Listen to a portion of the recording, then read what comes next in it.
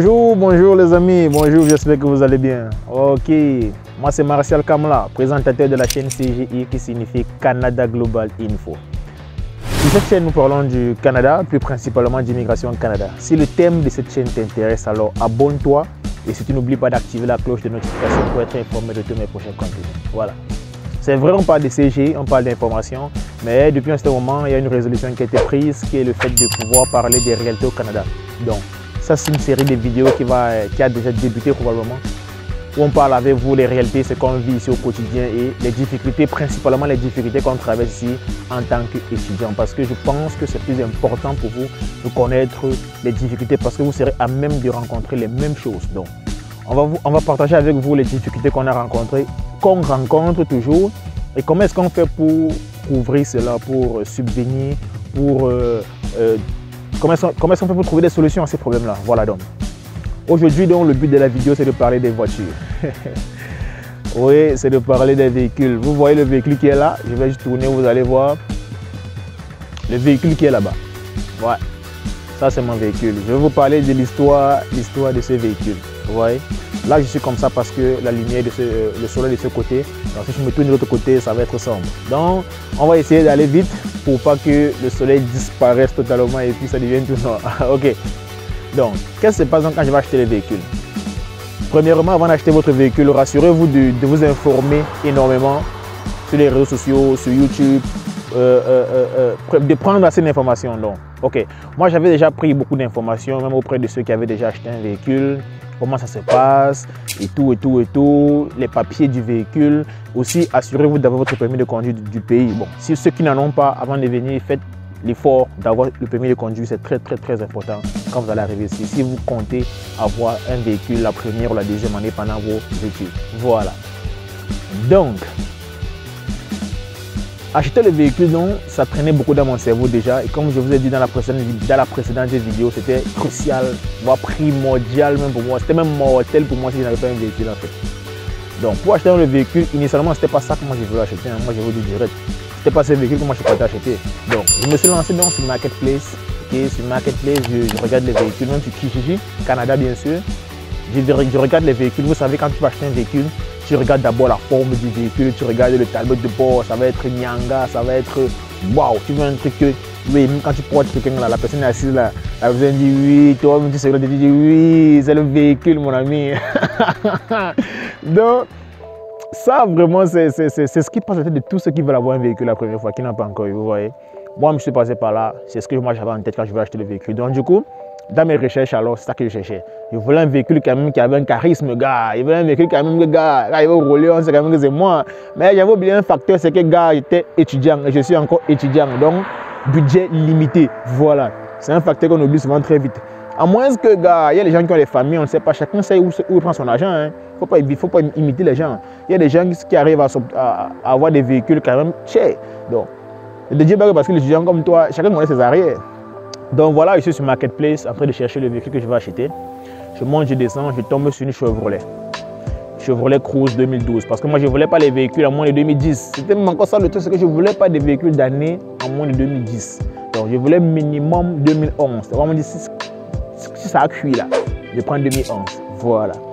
En plus, je me permets de chercher un truc qui est de 2010. Donc je cherchais, donc je suis tombé sur un véhicule, une Chevrolet Cruze 2012. Le design intérieur, c'était la magie. Ouais, j'ai bien kiffé. Même l'extérieur, c'était propre, pas de problème, pas de problème de peinture. C'était propre, clean en fait. Je mets sur la voiture, c'était une manuelle.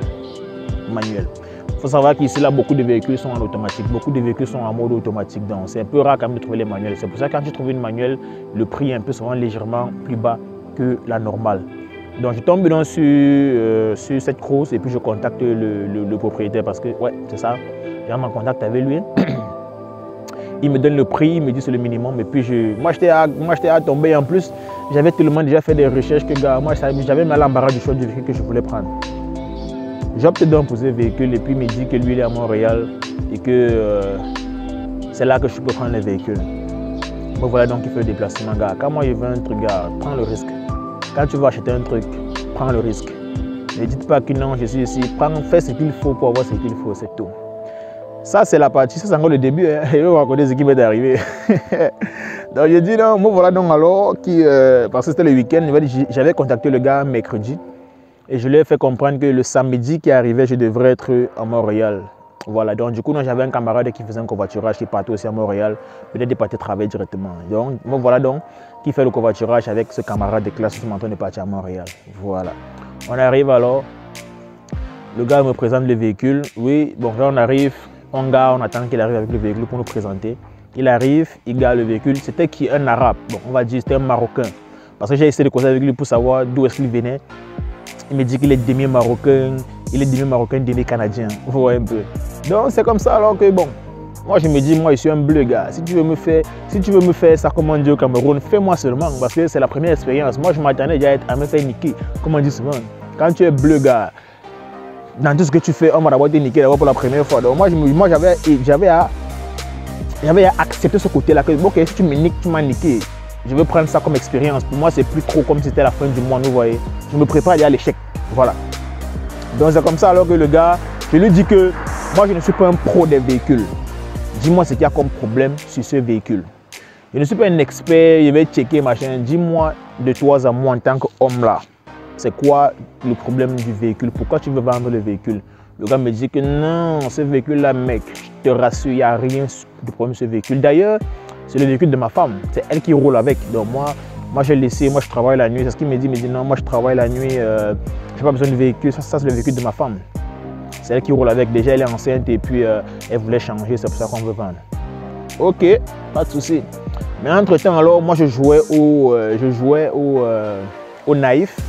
Les gars, c'est pas si naïf que ça quand même. Donc j'ai dit au gars que ok, il n'y a pas de souci, on va aller donc checker. Ça ne te dérange pas, j'espère. Il me dit non, il n'y a pas de souci. Donc, j'avais une connaissance qui m'a fait comprendre, qui m'a envoyé un numéro, le numéro d'un garagiste. Je vis dans Montréal. Je suis allé donc voir le garagiste. Je lui ai dit que j'ai un véhicule que je vais faire vérifier. Parce que pour acheter un véhicule, il faut toujours checker. Le garagiste me dit que bon, ça va être cher, c'est 80 $ pour faire un check-up. Un check-up complet du véhicule pour voir les problèmes qu'il y a ou bien si le véhicule est en bon état. Je lui ai dit qu'il n'y a pas de problème. Entre-temps, alors le Marocain en route est en train d'arriver. Moi, je suis en train de causer avec le monsieur qui a le garage. Et en plus, c'était un Camerounais même. C'était un Camerounais, le propriétaire du garage là. Et il avait des employés, notamment un Sénégalais et d'autres. Donc, je suis arrivé très tôt parce que j'ai pris le métro pour arriver là-bas. Voilà donc alors notre gars qui arrive avec son véhicule, le Marocain qui arrive avec le véhicule. On lui demande de mettre ça en l'arrière. Parce qu'on va soulever le véhicule et faire tout ce que les mécaniciens font là. Ouais, on me dit de partir à la caisse payer 80 $. On me dit que c'est 80 $ en cash. Mais si je veux payer par carte de crédit, il va falloir qu'ils appliquent les taxes. Donc, automatiquement, moi, je ne fais pas le cash. Je paye par carte de crédit, ce qui me ramène avec les taxes au niveau des 90 $. Je dis pas mal là-bas. Donc voilà qui paye 90 $ pour un véhicule que je ne peux même pas avoir. Juste pour qu'on vérifie si le véhicule est en bon état. 90 $ comme ça dans l'eau. Ok. J'ai payé, on a vérifié. Et quand les gars sont en train de vérifier, celui qui vérifiait, c'était le Sénégalais, comme c'est un Anglais, c'était un Sénégalais. Vu que quand il a entendu ma façon de parler, il a su que moi je viens du Cameroun, parce que même son boss, c'est un Camerounais.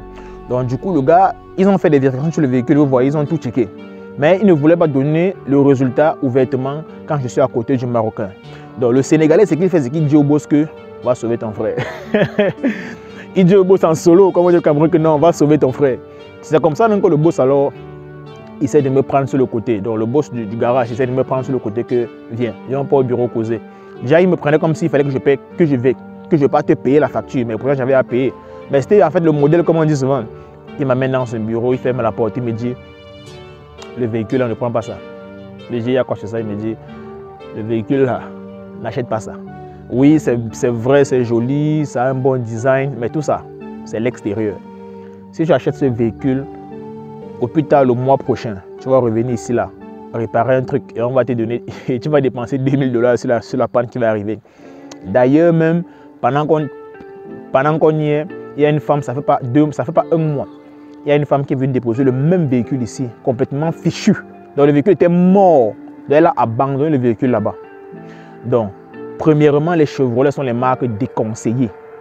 Acheter une Chevrolet, c'est uniquement dans le cas où le kilométrage est à 0 pour dire que la voiture doit être neuve. Donc si c'est que le véhicule n'est pas neuf là, laisse ça passer. Elle n'est pas résistante, elle n'est pas fiable. Ne te fie pas au design pour dire que tu achètes un véhicule. C'est comme ça que je commence à comprendre pourquoi est-ce que les gens disent que la voiture, ce n'est pas la coque. La voiture, c'est le moteur. Il dit, mais moi, il a dépensé 90 $ sur un véhicule que non, il ne veut même pas prendre, mon frère. Il me dit, bon, en réalité, moi, je t'ai parlé, hein, mais je ne voulais pas dire ça à côté du monsieur là pour qu'il se sente gêné. En plus, même, c'est un Marocain. Si tu vas acheter un véhicule à un particulier, évite les Arabes. C'est ce qu'il me dit. Évite les Arabes. Et il n'avait pas tort parce que même avant cet Arabe-là, j'avais rencontré sur Marketplace beaucoup d'autres Arabes qui vendent. C'est toujours eux qui sont sur Marketplace avec les véhicules qu'ils vendent. C'est toujours eux. Et les gars sont des menteurs de dimension. Il dit, voilà mon frère, voilà, je t'assure, ce véhicule n'a aucun problème. Il y a juste un petit problème qui est la bougie. C'est que non, le moteur fait comme ça. Quoi, il ne te parle de moteur, mais il te dit que ça n'a aucun problème. Tu lui dis donc, ok, change donc, résous le problème, tu reviens me donner. Puis moi j'achète, il dit non, lui l'autre jour, il a un véhicule. Des excellents menteurs, ces gars. Donc si tu es un peu, si c'est que tu as l'esprit faible, les gars il t'embobine une fois et puis te vendent de la casse, comme on dit souvent. À l'extérieur, tu vois, c'est joli, mais ce n'est pas la voiture que tu vois là, gars. Ce sont les dépenses que tu prends, tu ne sais pas. Déjà, tu prends, tu peux acheter même après. Donc, il me dit c'est un Arabe et du coup, ne fais pas confiance avec les Arabes. Il me dit on a checké le véhicule. Il y a un problème, moi je ne maîtrise pas trop. Il a dit qu'il y a un problème au niveau du moteur, qu'il y avait un truc qui devait être changé. Mais l'Arabe ne m'a pas dit ça. Il m'a dit que tout allait très bien et que le truc était propre. En fait, le gars se basait sur le design du véhicule pour me blaser, quoi. Moi, j'ai dit que je vais me fier au mécanicien parce que moi, je n'y connais rien. J'ai dit que le mécanicien, non, c'est ce qu'il va me dire qu'on va comprendre. Un point, c'est tout. Le mécanicien m'a dit que non, que je n'achète pas les véhicules là. Et c'était même deux dans le bureau, c'était même deux. Il m'a dit, il y a un qui se moquait carrément, il y a un qui riait même. Pendant que l'autre parlait, que dans les rires, c'est le petit va dire, même là, on va lui faire un truc quelque part, il ne sait même pas. Donc, quand je voyais l'expression des gars, je comprenais que petit frère, si moi, Messi dit que je prends ça, non, je vais lire après. Donc, c'est comme ça alors que je sors. Parce que moi, quand je suis sorti, moi, habituellement, moi, je n'aime pas la sensibilité des gens, vous voyez. J'aime pas être cru, j'aime pas être direct avec les gens. Mais ce jour-là, j'ai dit que, gars, faut que je sois clair avec le Marocain direct. Donc, quand moi, je sors, moi, j'ai dit au gars que, gars, ça va pas donner, hein. Moi, je ne veux pas bailler ton véhicule. Parce qu'il fallait que moi, je me libère. Moi j'achète, j'avais un but précis, comme je vais expliquer dans la précédente vidéo, c'est que j'ai acheté un véhicule parce que je devais concasser ça avec DoorDash. Donc je devais faire des livraisons avec ça et me déplacer pour un bon temps avant qu'un problème ne survienne. Et déjà, si on me dit que les Chevrolet, ce ne sont pas des marques résistantes, moi je fais encore avec gars. C'est beau, c'est vrai, c'est nyanga, c'est joli, mais gars, ça ne va pas m'aider. Au contraire, ça va mériter des dépenses continues. Alors, ça va mériter dans un cycle de dépenses continues. Chaque mois, je serai au garage, c'est pas bon. Et le garage, c'est mauvais parce que les mécaniciens essaient de charger avec leur petit problème. On te dit que non, nos frais, c'est 100 $ de l'heure. L'autre, ailleurs, c'est les frais, c'est 150 $ de l'heure. Maintenant, par rapport au problème que tu as, ils peuvent prendre 4 heures pour résoudre ça, voire 2 heures pour résoudre ça. C'est des dépenses. C'est des dépenses. Donc, petit problème, quand tu peux au garage, toi-même, il faut que tu sois un petit mécanicien. Sinon, tu vas dépenser beaucoup d'argent pour la voiture, sans compter l'assurance qui est là chaque fin du mois aussi. Voilà, et les carburants que tu dois mettre chaque fois. Donc, c'est comme ça donc, que je sors. J'ai dit au gars simplement que, gars, moi, ta voiture ne peut pas prendre ça. Donc, de ce que j'ai eu, de ce que j'ai eu comme retour, ça ne va pas m'arranger dans ce que je veux faire comme activité avec le véhicule. Du coup, le gars n'a pas essayé de vouloir trop forcer. Il a dit ok, il n'y a pas de souci. Parce que lui-même, au fond, il savait ce qu'il y avait comme problème. Vous voyez, mais sauf qu'il ne m'avait pas dit. Et en plus, on avait beaucoup bavardé. Déjà, on s'était un peu rapproché. Mais moi, gars, quand l'argent va sortir, donc, si tu veux que tu vas m'indiquer, mais pourquoi je pars, gars? Je lui ai dit simplement que non, ça ne va pas donner. Moi, je vais aller fouiller ailleurs. C'est donc comme ça alors que je continue à faire mes recherches. Je fais mes recherches, je tombe sur ce véhicule-ci.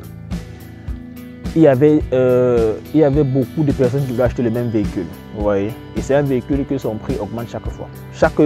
Avec le temps, son prix augmente. Déjà, à cette heure où je vous parle, le prix de ce véhicule n'est plus le même que le prix que j'avais acheté. Donc, voilà, pour dire qu'il y a même 1000 ou 2000 $ qui sont ajoutés. Donc, si on repart sur la même marketplace, chez le même véhicule, le même marque, le même modèle, le prix sera plus cher. Pourquoi? Parce que les gens ont compris que, gars, les marques dominantes au Canada, c'est Toyota ou Honda. c'est Toyota ou Honda, donc les marques qui rassurent en mécanique. C'est pour ça que vous allez voir, si vous regardez au moins beaucoup de voitures qui passent à côté de vous, vous allez toujours voir la marque H ou bien la marque T. Bon, c'est vrai, il y a Hyundai aussi qui est derrière. Il y a d'autres marques, mais ça, c'est les cas où les véhicules là sont quand même neufs. Les véhicules là sont quand même neufs, quoi. Donc, pour dire véhicule d'occasion, si vous ne voulez pas avoir trop de maux de tête, achetez Honda ou bien Toyota. Pire des cas, Hyundai. Voilà. Donc, je me relance dans mes recherches, je continue à chercher. Je tombe sur le monsieur qui propose ce véhicule. Il me dit qu'il vend le véhicule à 4500. Merde, 4500. Le gars c'était un Sénégalais. Donc, du coup, je n'étais plus avec un Arabe. Il a au moins dit, bon, voilà, au moins c'est un Sénégalais. Voyons voir ce qu'il va me dire. On a causé. Directement, j'ai pris rendez-vous. Il me dit, bon, okay, retrouve-moi à tel endroit. Je pense qu'on s'est retrouvé au niveau de l'Université de Montréal. Oui, je crois. C'était quelque part. Je pense qu'on s'est retrouvé derrière l'Université de Montréal. Oui, parce qu'il était quelque part au centre-ville là-bas. Donc, je suis arrivé donc, derrière les bâtiments de l'Université de Montréal parce qu'apparemment, il avait une résidence là-bas. Dans une rue, il m'a dit, voilà le véhicule. Je lui ai dit que allons rapidement chez le mécanicien parce qu'on n'avait pas le temps. Voilà. Alors, on va voir. J'ai vu les défauts du véhicule, les défauts externes, quoi. La peinture, déjà, ce Honda, ce sont des peintures qui se dégradent avec le temps. Ça, c'est un défaut avec les Honda. Le défaut. Les Honda, les peintures, vous allez toujours voir que les peintures, par exemple, ça c'est une Chevrolet, c'est la magie seulement. À la marque. Voilà, la marque des Chevrolet, c'est comme ça que ça ressemble, c'est la magie seulement. Voilà, bref, vous allez voir que les peintures se dégradent toujours au niveau des Honda. Et les Toyota aussi sont quand même chers. Donc, automatiquement, je dis au gars, allons chez le mécanicien. Le gars, il va me faire le check-up là-bas et puis il va me dire si je prends ce véhicule ou pas. Mais l'intérieur, il était quand même propre, c'était tranquille. Moi, j'ai le véhicule. Si à l'intérieur, je me sens bien, je m'en fous de l'extérieur, je m'en fous du reste, c'est propre, tranquille. C'est comme ça alors que on part chez le mécanicien fait son checking. Moi, je dis d'abord au même mécanicien que gars, tu vois là, moi je suis athée, je suis déjà mort. Parce que la dernière fois, j'ai dépensé $90 sec comme ça. Pour un truc que j'ai même pas pu avoir. Donc ici, pour le véhicule, sinon, je reviens encore chez toi, mais fais des petits check-up seulement là. Des choses qui vont pas. N'essaie pas d'utiliser les grosses machines pour vérifier parce que gars, moi, il n'y a pas l'argent. Fais ça pour ton frère seulement. Parce que là où je suis là, c'est mauvais sur moi en fait. Il me comprend. Après, il dit que bon, qu'il va quand même vérifier. Donc, il met le véhicule. Avant même de commencer à brancher les machines, le gars me dit déjà que le véhicule, si, que tu viens avec là, comparé à la Chevrolet que tu dois venir avec là, c'est le jour et la nuit. C'est ce qu'il me dit d'abord d'entrée de jeu. Que la voiture-ci et l'autre, la 2012 là et la 2008-ci, c'est le jour et la nuit. Il n'y a même pas de comparaison à faire entre les deux. Mais malgré ça, il vérifie quand même. Il vérifie, bon, il y a juste des petits problèmes là. Tu vois, le seul problème qu'il a trouvé, c'était que la clim ne fonctionnait pas bien. Donc, il a dit que la clim, en fait, l'air frais, quoi, pas le chauffage. La clim, même, où j'ai l'air frais là, que ça ne fonctionne pas. Il dit que, mais c'est vrai que c'est l'été, on a besoin de l'air frais, mais gars, moi, je ne veux pas le luxe. Et en plus, on peut changer, donc, mais il a dit que, bon, il n'y a pas de souci, moi, je vais prendre ça. Et un autre problème qu'il a trouvé, c'était juste, bon, la peinture, je connaissais que c'est ce problème des Honda. Et avant quoi d'autre, la batterie qu'il fallait changer. Mais la batterie, si tu roules longtemps avec le véhicule, si elle a démarré, c'est pas un problème. Si tu ne joues pas la musique avec un bon... Bref, si le moteur n'est pas éteint et que tu joues beaucoup la musique, ça ne va pas te causer problème avec la batterie. Donc moi je dis, il n'y a pas de souci, je vais prendre ce véhicule. Bon voilà, donc il part donc causer avec le propriétaire. Le gars était à 4500. J'ai discuté avec le gars là, fatigué, il m'a dit que mon gars, il ne retire même pas 5 francs. Il ne retire même pas 5 francs de réduction parce que tu sais pourquoi. Il dit non, le gars me montre toute la file d'attente des messages des gars qui veulent le même véhicule. Et tu vas voir parmi eux, il y a ceux qui vont acheter pour aller revendre. Et il me dit que voici les gars qui veulent la même chose. Voici les gens qui m'ont proposé même net tel montant, mais je leur ai demandé d'attendre parce que non, tu es venu prendre. Donc je ne peux même pas retirer 5 francs sur ça. Automatiquement, moi, il n'y a pas le choix. Nous voyons qu'il conclut le truc, alors je conclue la vente et puis je récupère. Le même jour quand il prend le véhicule, je suis déjà avec d'autres, je sais pas, j'ai pas à perdre. Le même jour. Donc, c'est ça pour la petite histoire avec le véhicule que vous voyez sur le côté. Ce véhicule, peut-être je vais revendre ce véhicule en fin d'année prochaine. Peut-être je vais le revendre même à $7000. C'est pas le jeu, les gars. C'est pas le jeu. Les Honda, Toyota, c'est comme de... C'est pas de l'or, c'est un peu comme de la crypto-monnaie qui augmente avec le temps. Pas qui chute, ça ne chute pas, ça augmente seulement. Ouais, tant que la voiture n'est pas morte là, ça roule encore là, oui, c'est encore là. Donc, c'est ça pour la petite histoire du véhicule. Et l'objectif aussi, c'était de vous partager l'expérience que j'ai avec les véhicules. Donc, j'espère que de cette expérience-là, vous avez tiré ma façon d'agir. Bon, vous avez tiré le conseil qui s'émane de là, c'est comment est-ce que vous pourrez procéder prochainement pour acheter votre propre véhicule. Et de là, même de cette vidéo, vous connaissez déjà les marques de choix que vous pouvez au moins opter pour, comme les Canadiens disent, voilà, pour acheter. Donc vous savez retenu qu'il y a soit Honda, soit Toyota, les bonnes marques. Quand on dit les bonnes marques, c'est les marques résistantes, là, donc les marques qui ont la bonne mécanique en fait, qui ont la mécanique est bien solide là, voilà. Malgré le nombre de kilométrages du véhicule, le véhicule tient, vous voyez un peu, c'est ça. Donc les amis, c'est ça, merci de m'avoir suivi jusqu'à la fin. Si la vidéo vous a plu, comme toujours, abonnez-vous, s'abonnez-vous, voilà. Laissez-moi un pouce bleu, mettez-moi un commentaire et tout si la vidéo vous a intéressé. Et partagez aussi, pourquoi pas partager? C'est vrai qu'on ne parle jamais de ça, mais les amis, partagez les vidéos, ça m'aide, ça m'encourage à partager beaucoup plus d'expériences de la même catégorie. Donc on va se revoir la semaine prochaine pour une autre vidéo toujours consacrée à Réalité Canada. C'est le nouveau concept les amis, Réalité Canada. On partage avec vous les difficultés, tout ce qu'on traverse comme problème en tant qu'étudiant. Voilà. Donc ciao et rendez-vous à la prochaine.